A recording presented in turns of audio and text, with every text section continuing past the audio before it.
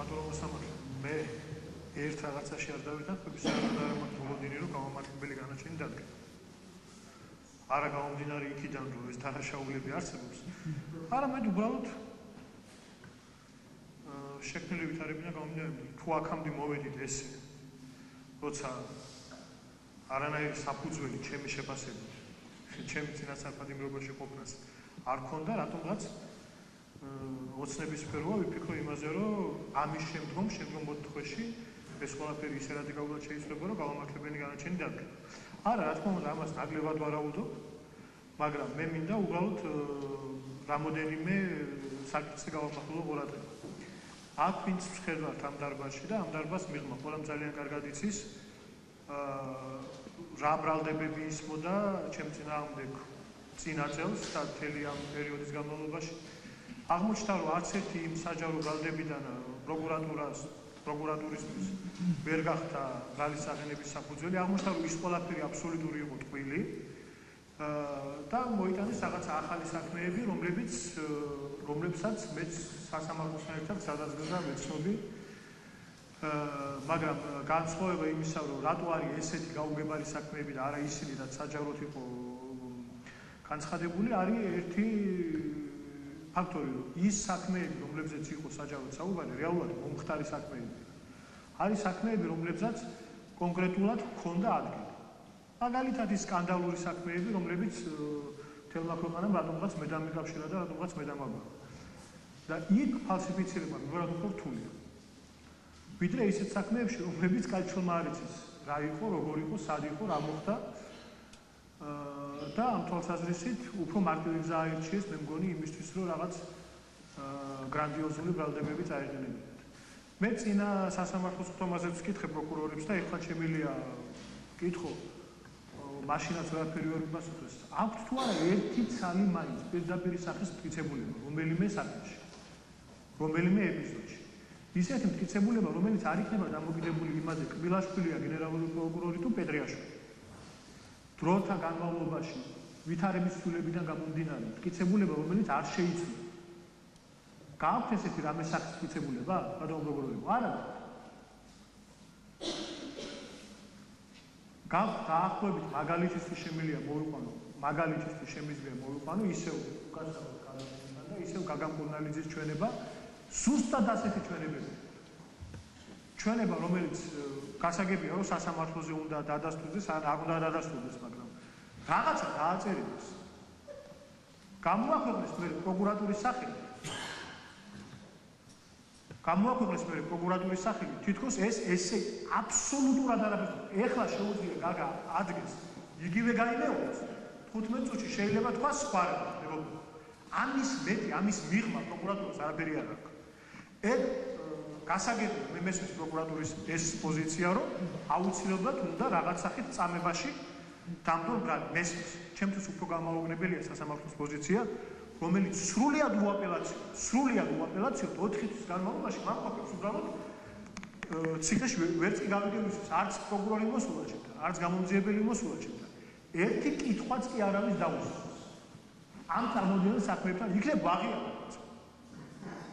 იქნებ რა ინფორმაციას ვაწვდი ბრალდებას, რომ ცვლის თვითონ საქმის მდგომარეობას და ვითარებას. ხო უნდა მკითხოს მე. არაფერს არ მეკითხებთ. აი აქ მოდიან და რაღაცა თეატრალურ წარმოდგენებს დგან. მე აქვე მინდა გამოვეხმაურო აი შეფასებას რაღაც საოცარი ცირკი დაიდგა, რომ ბრალდება სადღაც სურვილი ქონდა, რომ ნაბიჯსაჯულებს განისაჯათ ეს საქმე და ბრალდებულებს რაღაცა სულიად უყურმა აღმოაჩნდა.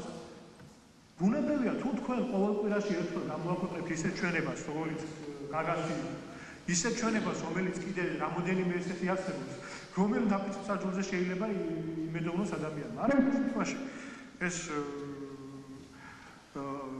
საკმაოდ ლოგიკური გადაწყვეტილება იყო ჩვენი მხრიდან, რომ ამაზე არ გავაკეთეთ არჩევანი. ეხლა რაც შეეხება თვითონ საქმეებს უпростоრეთ. ბატონმა ადვოკატებმა სწორედ აღნიშნეს ეს ყველაფერი. გამოძიება ჩადარებულია, მე ეხლა ხან გავეცანი კიდე დამატებით ამ საქმის მასალებს. წარმოვიდგინოთ დაახლოებით 500-მდე მტკიცებულება თითქოს და 500-მდე მტკიცებულება სიტყვაზე ციფრი ესეთი ალბათ, რომელიც წარმოადგენილი აქვს პროკურატურას 490 საერთოდ არ ეხება დანაშაულს და დანაშაულის ნიშნებს და საერთოდ არ ეხება არაფერს კანონსაწინააღმდეგოს.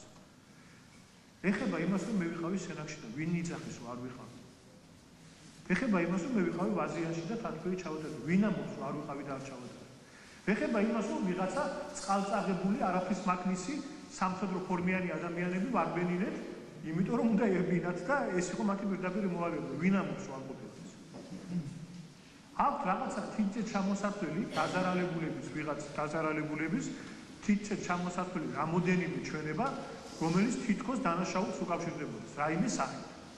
აი ერთი კითხვა დაუშვათ.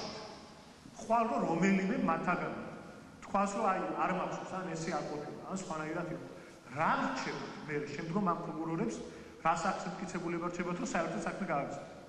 აბესადის ეპიზოდში ძალიან მარტივად მოხდა ყველაზე ახალი მაგალითი იმიტომ რომ ყველაზე ცოტა ისა პატარა ეპიზოდია ხალხი მარტო ბრალდებული და ერთი ადამიანი რომელიც აქ რომ მოვა ყველა ძალიან კარგად ნახავს მისი რამდენი სიტყვის დაჭერება შეიძლება ან არ დაჭერება შეიძლება ეს არ არის ასე ვთქვი მაგრამ მეტი არაფერი არ ჯიუტა ის ბრალდებული არ ჯიუტა უკანაოდ ყველა ნორმალური ჭკვანტყოფელი პროკურორი ამ საქმეს სასამართლომდე არ მოიყვება. ვით უმეტეს კიდევ უარესი რომ წინა სასამართლოს ხომაზე მოსამართლემ საერთოდ შეეძლო და ვალდებული იყო თავდაპირველი მმართველობების სხვა გადაწყვეტილებები მიიღო, მაგრამ არ მიიღო. ამასთან გვაქვს საქმე. ამით გარდა ამისა პროკურატურამ ამ წინასწარი პატიმრობით მეგონი მიაღწია ერთ ძალიან მნიშვნელოვან რამეს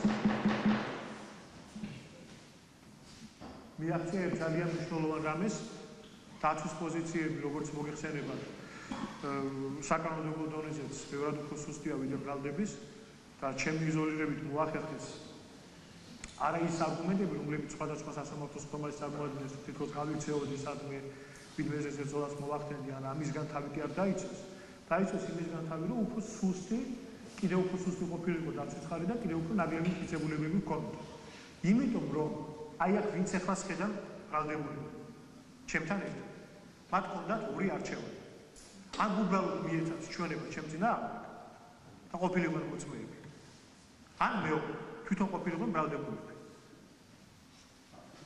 ძალიან რთული არჩევანი ეს ყველას არ შეუძლია მე ვიცი კონკრეტული ადამიანები რომლებმაც კონკრეტულ ადამიანებს უთხრეს მისცემ ჩვენებას და იქნები მოწმე აი ასეთ ჩვენებას არ მისცემ ასეთ ჩვენებას და აგიზრდა ეხლა რამდენი ასეთია მოწმე უკვე ამ საქმეში კიდე სადაგზა ნელ-ნელა გამოჩნდება და ძალიან მე უბრალოდ ცოტა არ იყოს მართლა სასაცილოა ეს ყველაფერი რომ მოდივარ მე ამ ყველაფრის გამო ამდენი ხალხი აქვს შეხედვარ და სერიოზულად საუბრობ არაფერი სერიოზული ამ საქმეში არ არის აბსოლუტურად არაფერი და ის რომ საზოგადოებრივი მოსაზრება არსებობს რომ შეიძლება ახალია დაიჭირო ნებისმიერ რაღაცაზე და უბრალოდ იждეთ ციხეში ეგ გასაგებია მესმის და ეს თუ უყარვის პროკურატურას ზურგს და მხოლოდ ამიტომ არის აქ მოსული და ამას ამიძულ გამყარებული მოაქვს რაღაც გაუგებარი აბსურდული ბრალდებები ესეც გასაგებია და ბოლოს რაც მინდა ვთქვა რომ იგივეს გავიმეორებ